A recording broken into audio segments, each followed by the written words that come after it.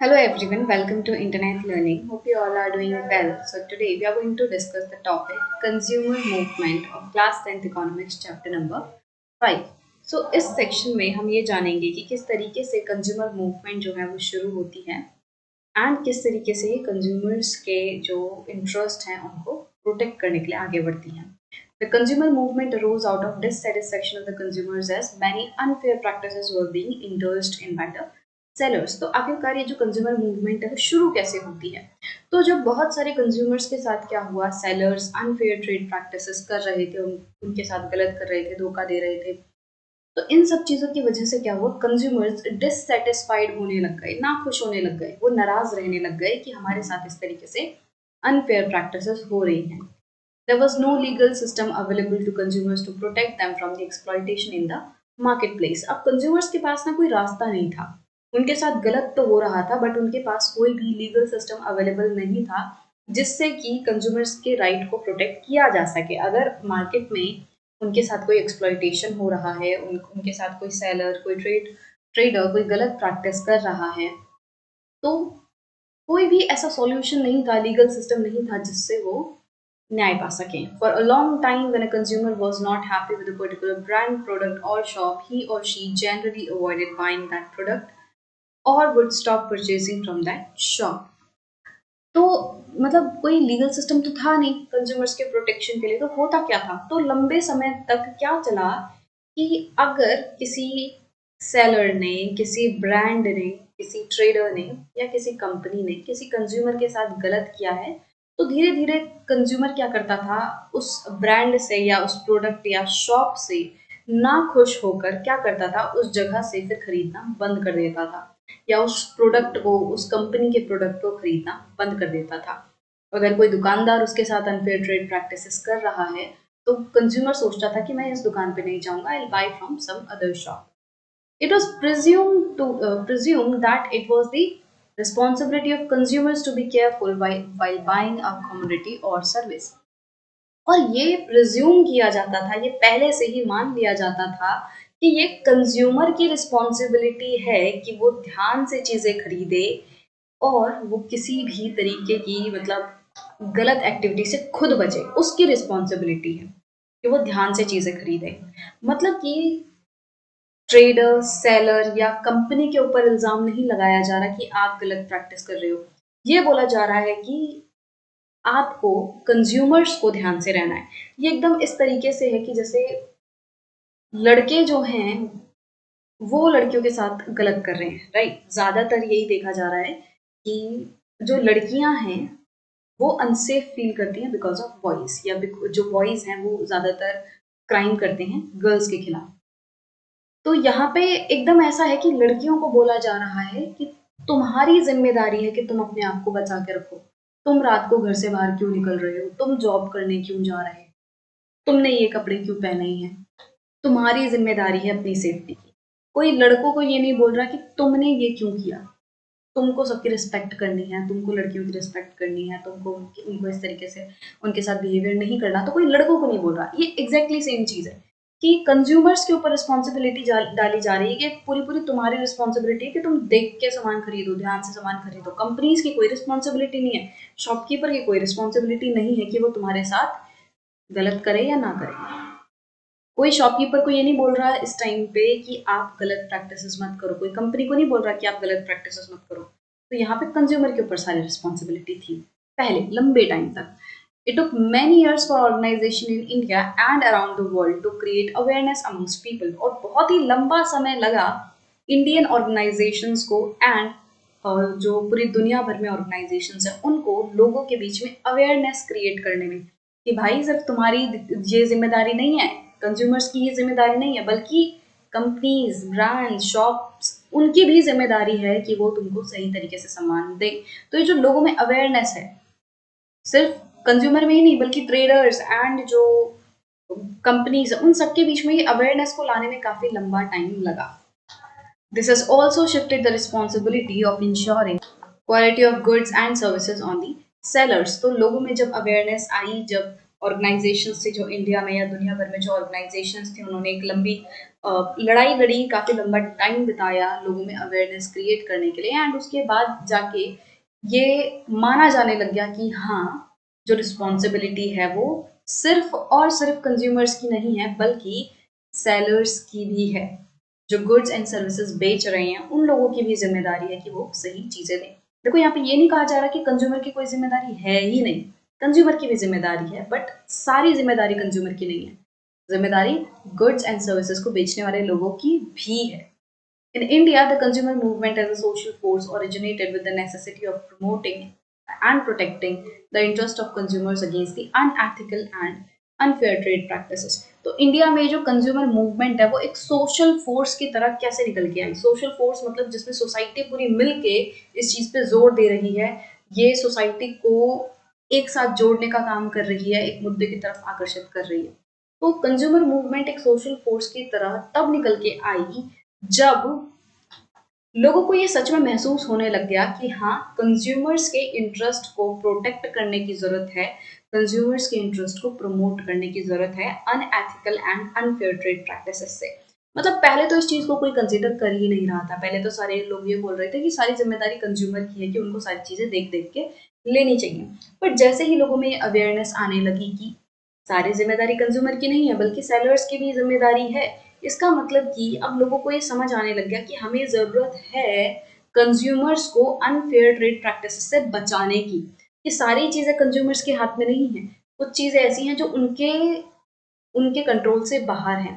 तो किस तरीके से कंज्यूमर्स को उन सारी चीज़ों से बचाया जा सके, कैसे जो अनफेयर ट्रेड प्रैक्टिसेस हैं, अनएथिकल ट्रेड प्रैक्टिसेस हैं, उनसे कंज्यूमर्स को बचाया जाए। तो जब इस चीज़ की ज़रूरत फील होने लग गई, जब सारे लोगों को इस चीज़ की अहमियत समझ आने लग गई, तब जाके हमारे देश में कंज्यूमर मूवमेंट जो है वो एकदम सोशल फोर्स बनी कि चारों तरफ बस अब ये लोगों में बात आ गई कि हाँ, हमें लोगों की, कंज्यूमर्स की प्रोटेक्शन करनी है। Rampant food shortages, hoardings, black marketing, adulteration of food and edible oil gave birth to the consumer movement in an organized form in 1960s। तो हुआ क्या कि बहुत सारी ऐसी एक्टिविटीज हो रही थी इंडियन मार्केट में जिसकी वजह से जो कंज्यूमर मूवमेंट है वो शुरू हुई। जैसे कि रैम्पेंट फूड शॉर्टेज, मतलब बहुत तेजी से खाने में कमी हो रही थी, फूड शॉर्टेज हो रही थी, लोगों के पास खाने को खाना नहीं मिल रहा था। दुकानों पे लोग खाना मांगने जा रहे थे, आटा है, दाल है, वो नहीं मिल रहा था, शॉर्टेज आ चुकी थी। होर्डिंग हो रही थी। होर्डिंग का मतलब क्या होता है?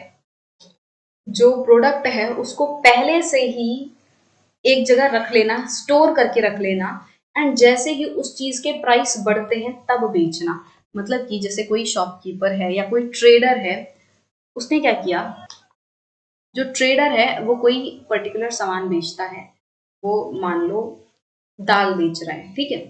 उसने क्या किया, उसने जितनी भी दाल है ना उसके पास, उसको एक स्टोर रूम में या जो वेयर हाउस होता है वहां पे जाके स्टोर कर दिया। उसको क्या किया, स्टोर कर दिया।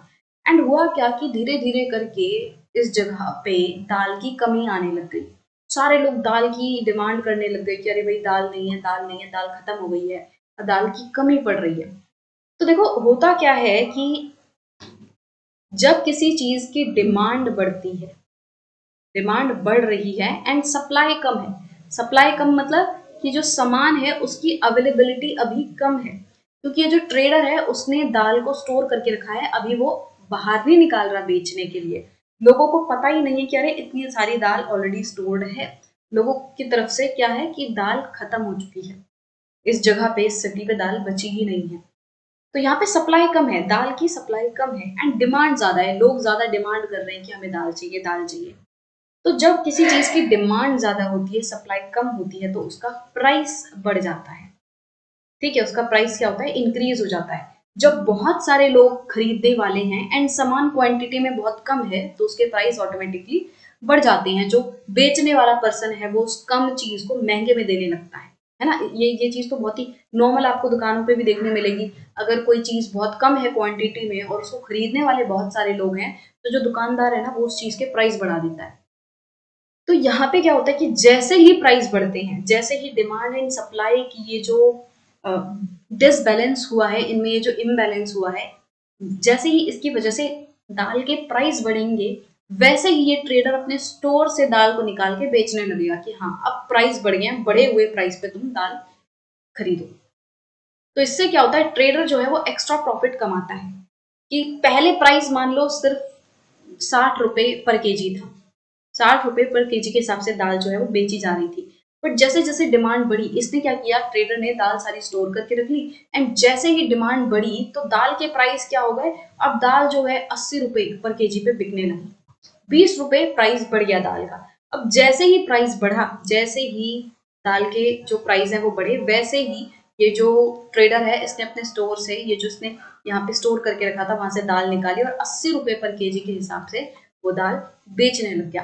तो ये जो पूरा सिस्टम है इसको क्या कहते हैं, होर्डिंग, कि आपने होर्ड करके रखा है। अब इस चीज को क्या बोलेंगे हम, अब ऐसा नहीं बोलेंगे कि दाल को स्टोर किया है, हम कहेंगे ट्रेडर ने दाल को होर्ड करके रखा है। एंड ट्रेडर क्या कर रहा है, होर्डिंग कर रहा है।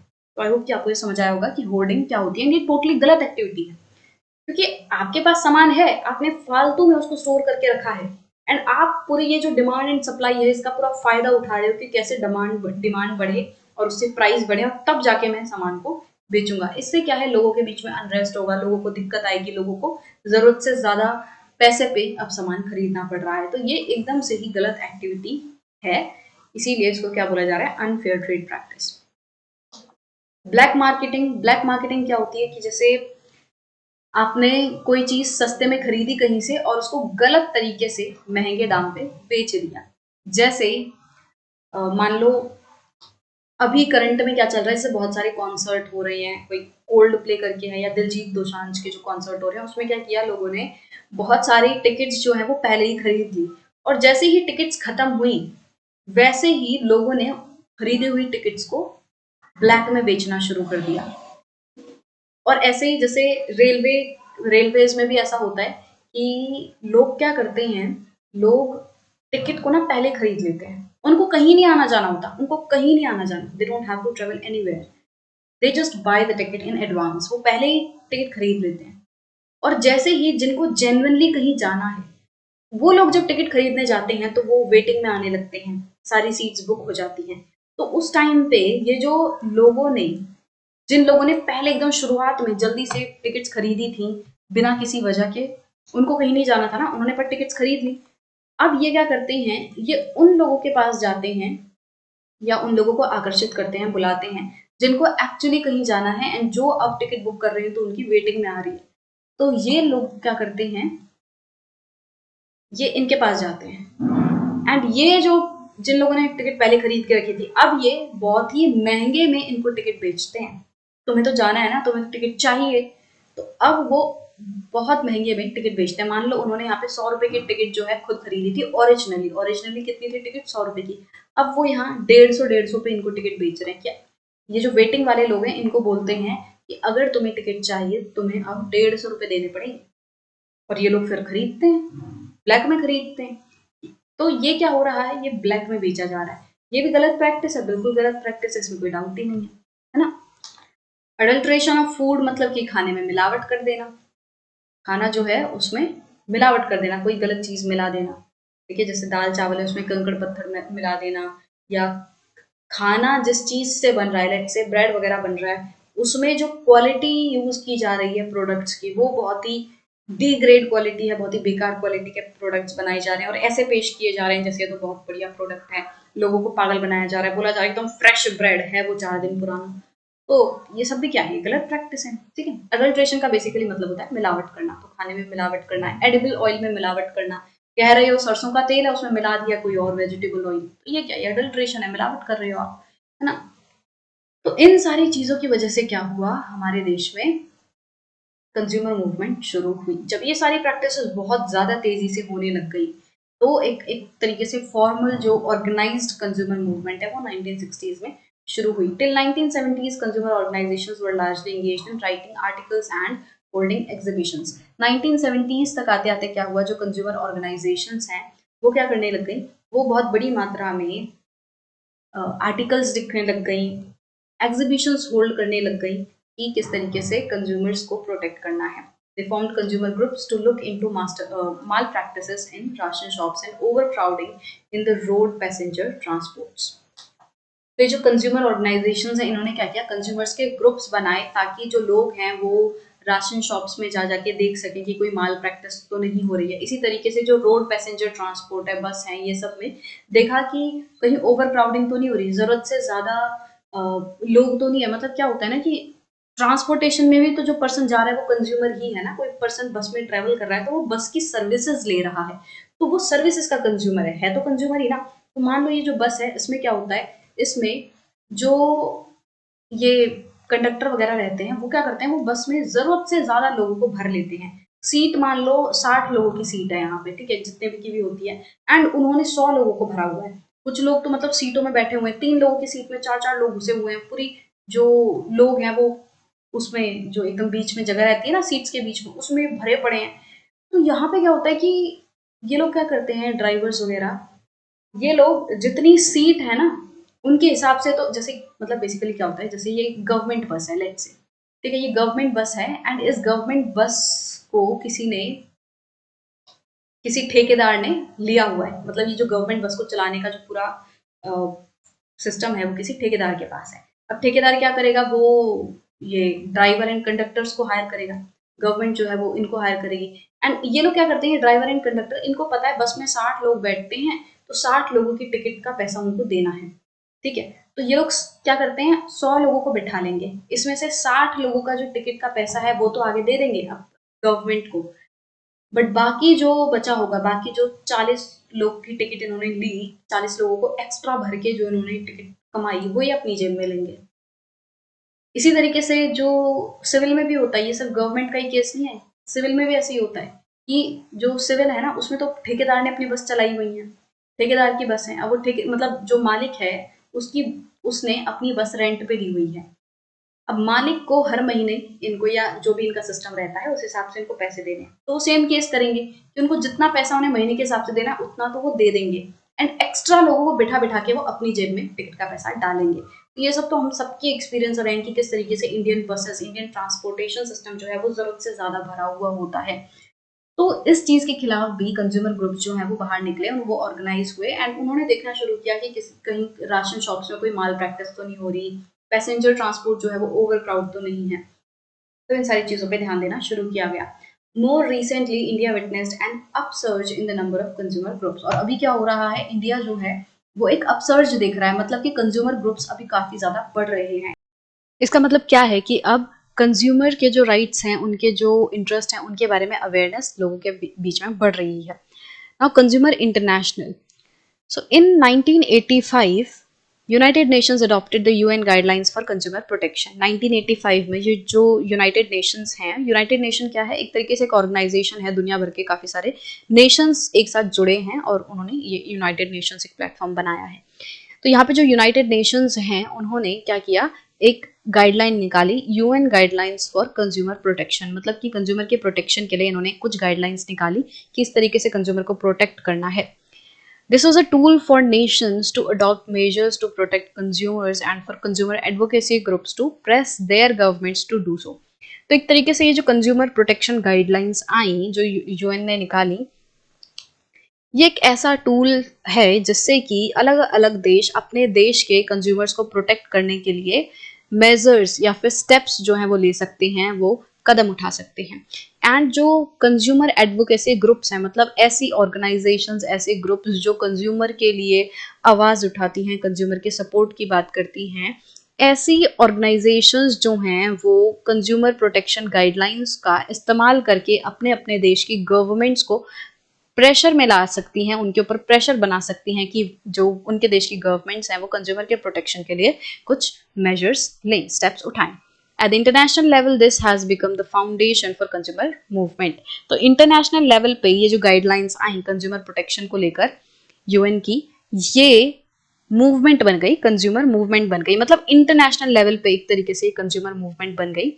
Today, Consumer International has become an umbrella body to over 200 member organizations from over 100 countries. तो आज की डेट में ये जो कंज्यूमर इंटरनेशनल है, ये एक अम्ब्रेला बॉडी बन चुका है। अम्ब्रेला मतलब कि जो अपने अंदर काफ़ी सारी चीज़ों को समाहित किए हुए होता है। तो इस बॉडी के अंदर, इस कंज्यूमर इंटरनेशनल के अंदर 100 देशों से भी ज़्यादा जो नेशंस हैं, उनके 200 मेंबर और 200 ऑर्गेनाइजेशंस जो हैं वो इस कंज्यूमर इंटरनेशनल का पार्ट बनी हुई हैं। मतलब कि कंज्यूमर इंटरनेशनल के अंदर 200 से भी ज्यादा मेंबर ऑर्गेनाइजेशंस हैं, और ये जो मेंबर ऑर्गेनाइजेशंस हैं ये दुनिया भर से अलग अलग देशों से निकल के आती हैं। तो इस तरीके से इंटरनेशनल लेवल पे भी कंज्यूमर मूवमेंट जो है चली। So because of all these efforts, the movement succeeded in bringing pressure on business firms as well as government to correct business conduct which may be unfair and against the interest of consumers at large. तो इन सारे efforts की वजह से national level पे जो consumer organisations ने steps उठाए, international level पे यूएन की ये जो गाइडलाइंस आई कंज्यूमर्स को प्रोटेक्ट करने के लिए, इन सारे एफर्ट्स की वजह से क्या हुआ, अल्टीमेटली जो ये मूवमेंट है वो सक्सीड हुई बिजनेस फर्म्स के ऊपर प्रेशर डालने में एंड गवर्नमेंट के ऊपर प्रेशर डालने में कि जो भी अनफेयर ट्रेड प्रैक्टिसेस हो रही हैं कंज्यूमर्स के खिलाफ उनको बंद किया जाए, उनको करेक्ट किया जाए। बिजनेसेस को भी एक तरीके से एक प्रेशर लगा कि अगर हम अपनी ट्रेड प्रैक्टिसेस को ठीक नहीं करेंगे तो कल को हमारा धंधा बंद हो सकता है, क्योंकि ये किसी एक या दो कंज्यूमर की बात नहीं है बल्कि अब ये पूरे इंटरनेशनल लेवल का मुद्दा है और करोड़ों लोग अब इन ऑर्गेनाइजेशन से जुड़े हुए हैं। तो अगर किसी भी बिजनेस ने कोई भी काम गलत किया तो उनको क्या करा जाएगा, उनके ऊपर केस डाला जाएगा, क्योंकि अब गाइडलाइंस बनने लगी हैं, रूल्स एंड रेगुलेशंस आने लगे। तो अगर बिजनेस वगैरह कुछ भी गलत करेंगे तो उनके पे केस डाला जा सकता है एंड बिजनेस को मुआवजा देना पड़ेगा, बिजनेसेस के खिलाफ कार्रवाई हो सकती है। गवर्नमेंट के ऊपर प्रेशर आया कि अब उन्हें कुछ ना कुछ कदम उठाना पड़ेगा अपने देश के कंज्यूमर्स को प्रोटेक्ट करने के लिए। A major step taken in 1986 by Indian government was the enactment of the Consumer Protection Act 1986। तो इंडियन गवर्नमेंट द्वारा एक बड़ा स्टेप लिया गया 1986 में, जब इंडियन गवर्नमेंट ने क्या किया, कंज्यूमर प्रोटेक्शन एक्ट 1986 लाया। इस कंज्यूमर प्रोटेक्शन एक्ट को पॉपुलरली कोपरा कहते हैं, कंज्यूमर प्रोटेक्शन एक्ट, तो इसको शॉर्ट में कोपरा कहते हैं एंड कोपरा के बारे में हम आगे इस चैप्टर में और डिटेल में पढ़ेंगे। तो इस तरीके से जो कंज्यूमर मूवमेंट्स हैं वो शुरू होती हैं हमारे देश में एंड वर्ल्ड लेवल पे, जिससे कि कंज्यूमर्स के राइट्स, उनके इंटरेस्ट के बारे में अवेयरनेस बढ़ती है and governments and business firms के ऊपर प्रेशर पड़ता है कि वो कंज्यूमर के राइट्स को प्रोटेक्ट करें। एंड हमारे देश में कंज्यूमर प्रोटेक्शन एक्ट 1986 आता है।